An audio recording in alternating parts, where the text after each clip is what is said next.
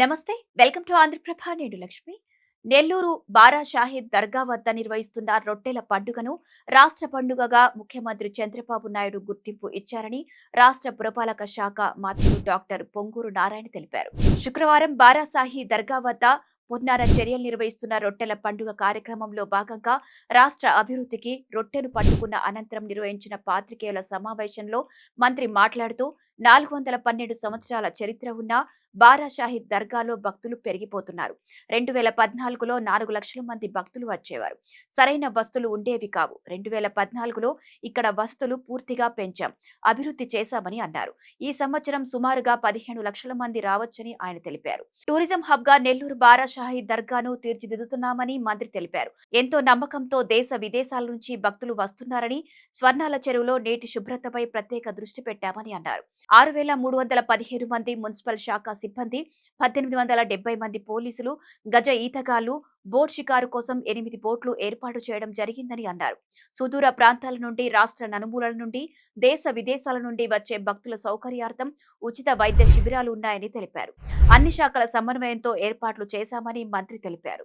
ఈ 5 రోజుల పండుగ తర్వాత కూడా మరో 5 రోజులు భక్తులు వస్తూనే ఉంటారని తెలిపారు. ఒంగోలు పార్లమెంటు సభ్యులు మాగంటి శ్రీనివాసరెడ్డి మాట్లాడుతూ గత 50 ఏళ్లుగా రొట్టెల పండుగ కార్యక్రమంలో పాల్గొంటూ ఉన్నారని తెలిపారు.